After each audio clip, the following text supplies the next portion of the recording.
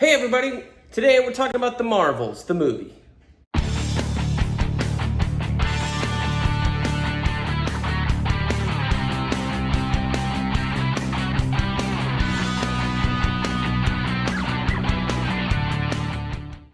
Hey everybody, welcome back to BK's Bullets. As always, I'm your host, Brent, and today we're reviewing The Marvels. I saw The Marvels today.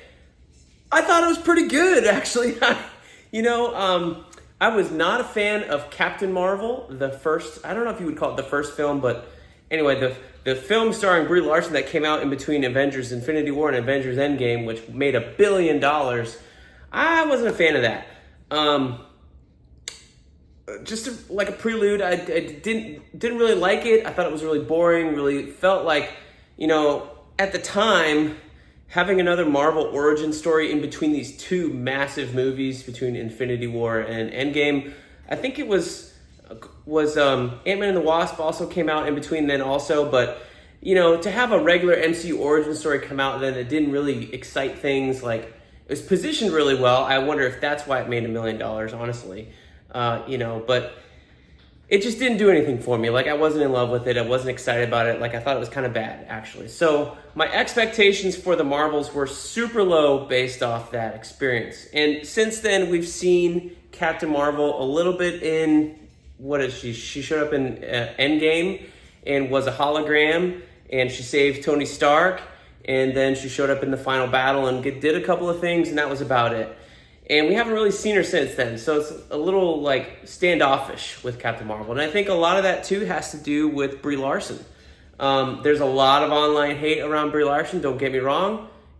I wouldn't call myself a fan, but I'm not a hater either. I just recognize that Brie Larson kind of comes off as rude sometimes in interviews, or entitled, or I'm better than you. It reminds me a lot of these people that you might meet in church that are way into church and they're really more churchy than you, and they like to show it or let you know that, in God's eyes, they're more godly than you are because, you're a sinner and they're fucking awesome and they can quote the Bible 16 ways on Sunday. And I can't stand those people. I cannot stand those people. They may end up being actually nice people, but when they meet you and they give you that impression, it's not awesome. So that's the same kind of vibe I get from Brie Larson, just watching interviews over the last 4 or 5 years. Not terrible, she could be a nice gal, but, when she's talking about certain things, she gives off that vibe, and I don't want any part of that vibe, no thanks. So, yeah, going into the Marvels has super low expectations because I didn't like the first film. The actress is kind of making herself unlikable to certain groups in certain ways. Just kind of like, eh. However, I was kind of looking forward to Iman Vellani. I reviewed all the episodes of not all, I think I did 3 out of the 6, but there's some reviews of the Miss Marvel show from, was it this summer or last summer? I can't remember. Those are on the channel. I didn't do Secret Invasion. I thought that was terrible. But I do remember saying that Iman Vellani was an actress to watch, and she is a star in this movie. I also loved Monica Rambeau in WandaVision, and we have Monica Rambeau here in the Marvels. So you have 2 things I was hoping would show up and be good versus this thing I had really low expectations for, which is Captain Marvel, Brie Larson, right? With all those things combined based on the past film. So the film starts out a little wonky. Starting your movie off with a lot of animation is weird, and it's kind of endearing because it is Miss Marvel. So I guess the idea is they're trying to give off, who is Miss Marvel? Who is Monica Rambeau? If you haven't been watching the Marvel TV shows, this is a movie my wife was not interested in watching at all, just because she also did not enjoy Captain Marvel. And I don't know if it's a Brie Larson thing for her or whatever, but who knows? She was like, I have no interest in this movie. So I was like, all right, cool. I'm going to go on Friday on my day off. Thank you, Veterans Day. And happy Veterans Day to you guys. And, I saw it. So the reviews coming out, middle of this week were some of them were very positive, some of them were mixed. I saw, right before I went in the theater, one of the guys I follow on Instagram, Mark Bernardin from Fat Man on Batman, or Fat Man Beyond now with Kevin Smith, he gave it a glowing review. And if you know him, he does not give glowing reviews to Marvel films, at least the last couple. So that was a nice little thing. I literally was walking in the theater, scrolling Instagram, trying not to get hit crossing the street. And I was like, oh, hey, look at that. That looks cool. So yeah, I sat down, started out. You got some animation, some background on Aman Vellani's Miss Marvel, Kamala Khan. And then you have another flashback later on about Monica Rambeau and who she is and things like that. And I gotta say, I really did like this movie. Like, not 2 thumbs up. It's not awesome. It's not the best movie I've ever seen. It's not the best Marvel movie.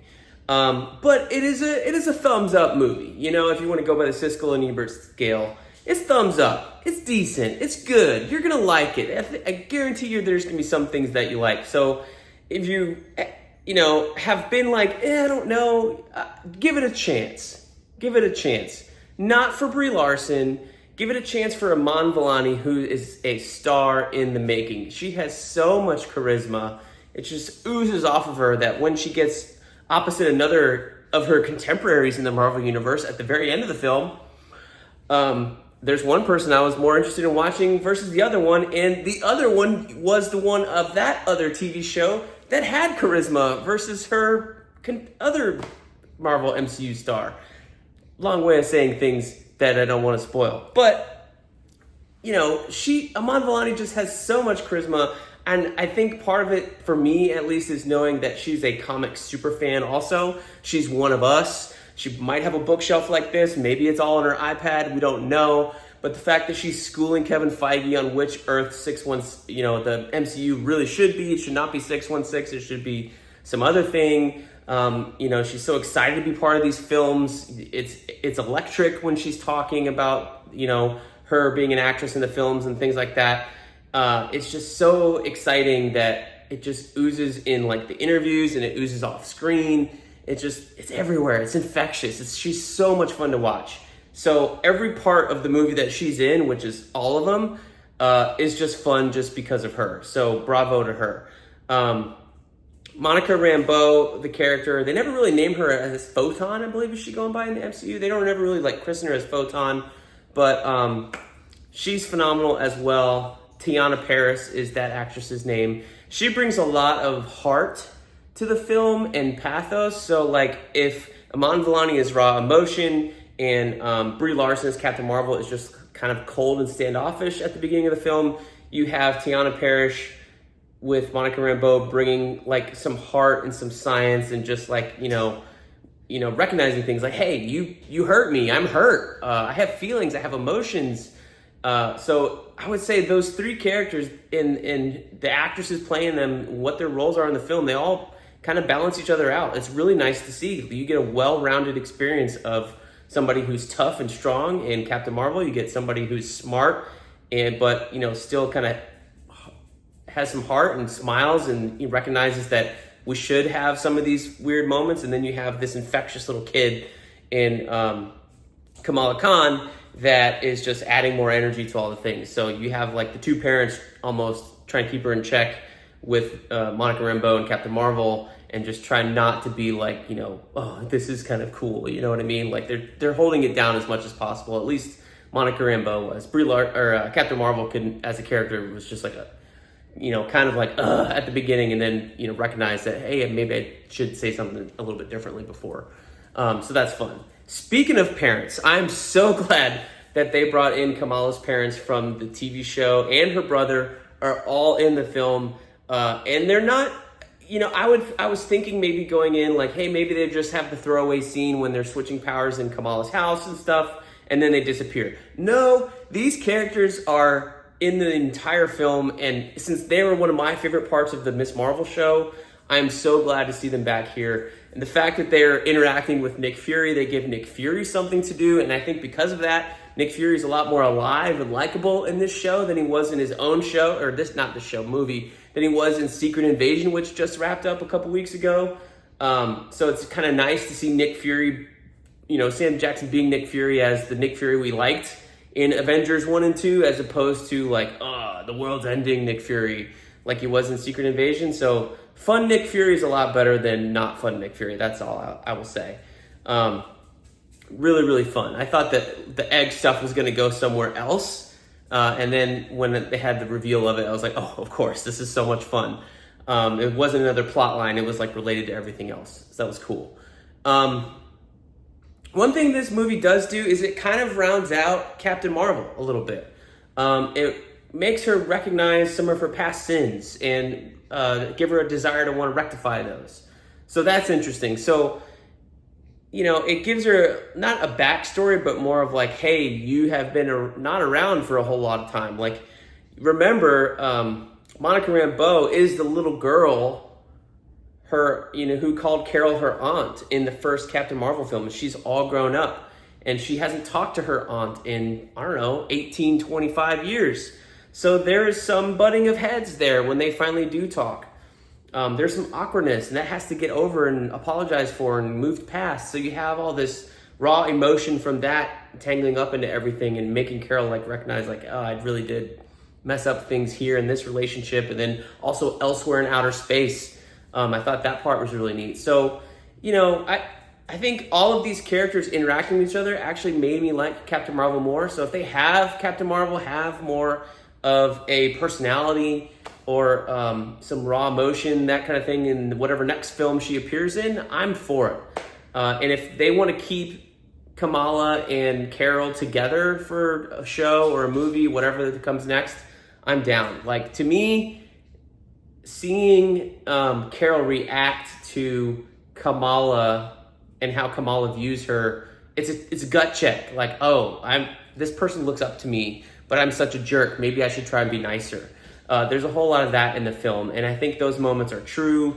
They're well-rounded, and it's nice to see Carol coming down to Kamala's level a little bit instead of, being so standoffish at some points, as opposed to, maybe meet a rock star and they're kind of a dick.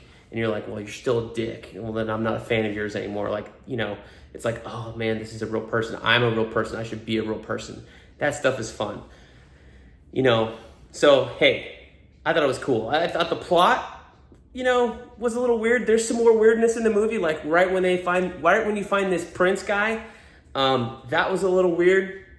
But in general, at that point, I was having so much fun with just the three Marvels that when you introduce this other element that's also a little bit weird, and they start having fun with it themselves because they also recognize it's a little weird, I just went with it. And it doesn't last that long, honestly, but it was a fun little nod. I think maybe that guy's part was a little bit too small. I would have liked to have seen him a little bit more, but hey, it was only an hour and a half. And I gotta say, Marvel, if you can get your movies to an hour and a half and be this entertaining in an hour and a half, I guarantee you, if people start will probably like the movies a little bit longer. I'm so tired of sitting in a 2.5 hour movie that I don't like very much because it's too long, has too many scenes that aren't fun or don't matter, or there's too much exposition. Everything here was snip, snip, snip. To the point or fun. If there's talking about exposition, what's going on here? Let's move on to the next thing. And another thing I think really worked for it, I'm going on super long for a movie that, I only gave 1 thumbs up to, but maybe it's more of a 1.5 per se. We're teetering on the 3-star into the 3.5 or 4-star. So 3.75, we'll call it. But just think about how much I'm so excited that it's a short ass movie. Everything was there. Everything was there. It was short. It was sweet, and it moved. The thing that I enjoyed the most is that the action started almost right away. Almost right away. There was no exposition about the villain or what they were trying to do. You weren't waiting 45 minutes for the first action scene. No, it was 10, 15 minutes in, you establish who the characters are, and then boom, you had that first entanglement, that first action scene where they're swapping characters. It works way better in the movie than it does in the previews because the previews are 2 minutes long. This was a whole lot of fun to watch, and them having the montage of practicing how to use it and then how they used it against the villain at the end. Really well done. Pulled off a cheesy concept and made it entertaining all the way throughout the film. So I gotta say, the Marvels, big surprise to me, and I'm so happy to tell you that it is such a big surprise that you should go see it and give it a chance. So yeah, those are my thoughts on the Marvels. Thank you guys for watching. I will see you guys next time in the Funny Pages.